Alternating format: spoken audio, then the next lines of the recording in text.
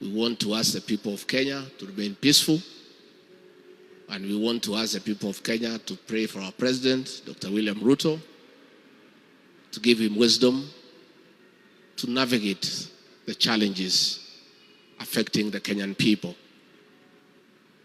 Our people are feeling helpless because of economic adversities, because of overtaxation, because of failing health systems, and the president has a big job to do. We want to ask prayers for him, for God to give him wisdom, so that the people of Kenya can get some relief as they go about their businesses.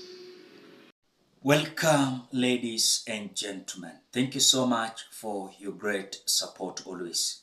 I'm so grateful for your continued support to this channel. Thank you so much, ladies and gentlemen.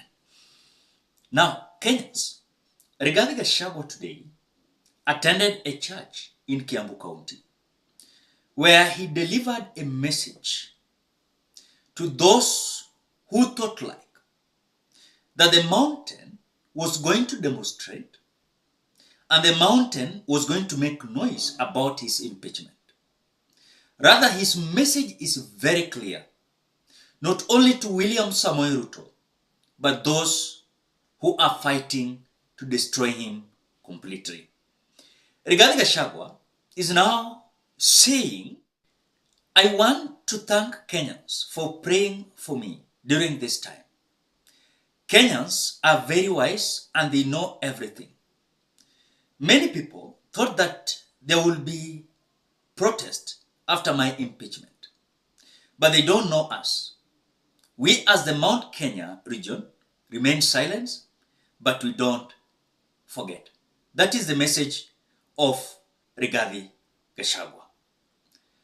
Now, on the same note, Rigathi Gachagua is coming out to request Kenyans to pray for William Ruto so that he can do whatever it is right before the God's eyes.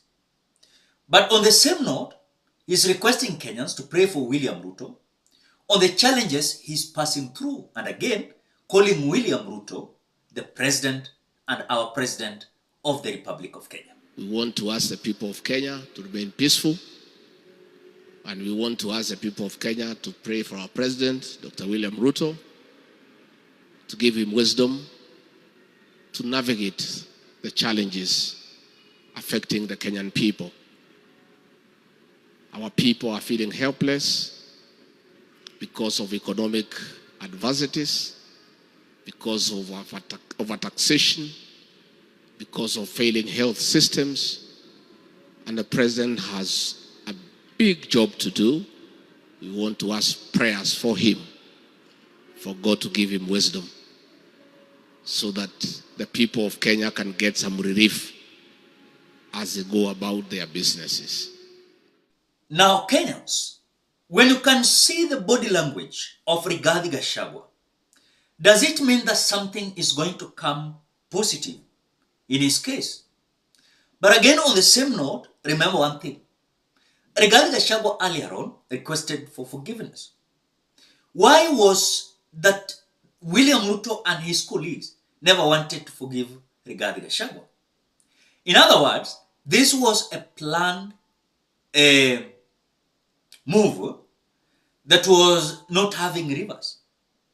Umewahi mpango yenye mtu ashapanga, hakuna kurudi nyuma, ni mbele kabisa, kwa sababu already some individuals wameshapromisiwa, tukitoa huyu jamaa hii na hii mnapata. So hata kama Rigathi Gachagua angekuwa remorseful, na a request for forgiveness, these people had already planned everything.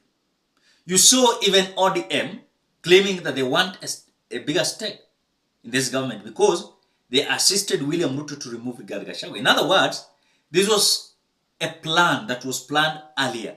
Hata kama ilikuwa forgiveness, hawange forgive Rigathi Gachagua. But on the same note, I've seen also the profiles of Rigathi Gachagua still reading, the Deputy President of the Republic of Kenya. Also, I've noticed something today, that Rigathi Gachagua is having security. Not all of them, but again, not as the way he left Karen Hospital. On the same note, you've seen several members of parliament, senators of Kiambu, being part and parcel of that church service. Does it mean that the mountain, they just want to keep quiet? They don't want to interfere with anything. They don't want to demonstrate. But their decision is well crafted and they are waiting for 2027. On the same note, I gave you an example here. If it was a son of Nyanza who was being impeached, ungeona maandamano yenye kwa inafanyika hapa Nyanza. Ungeona, si mchezo. But again, you must ask yourself, why is Mount Kenya is not protesting? I know some people will say, but Rigathi Gachagua does not have support. Rigathi Gachagua has no followers. Rigathi Gachagua has no members of parliament.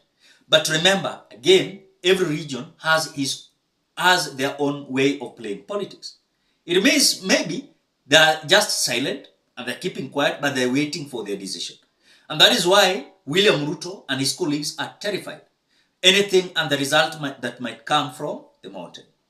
So Rigathi's message is very clear and elaborate, which for me, if you can see it very broadly, you can understand that even himself is saying he believes that court is going to deliver justice.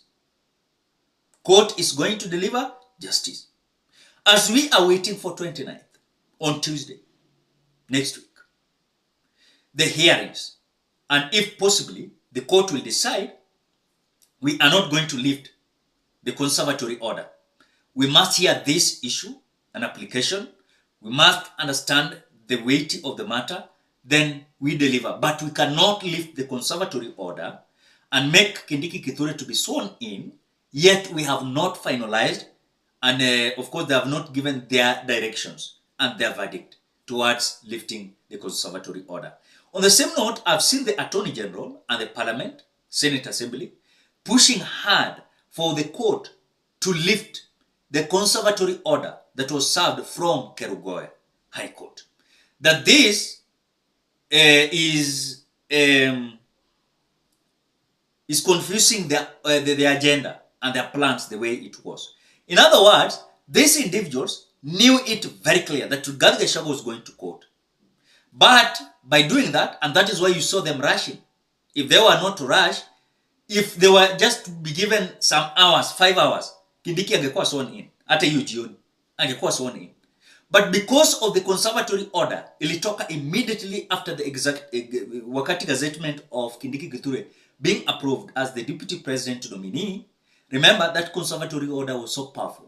And then William Ruto disrespect that. So I think we are just waiting how the gameplay is going to be. And let us wait. We might judge, underjudge or overjudge, overrate or underrate. Let us just wait how things are going to be. And again, we cannot overrule or underrule. Let us wait. Ladies and gentlemen, what do you think?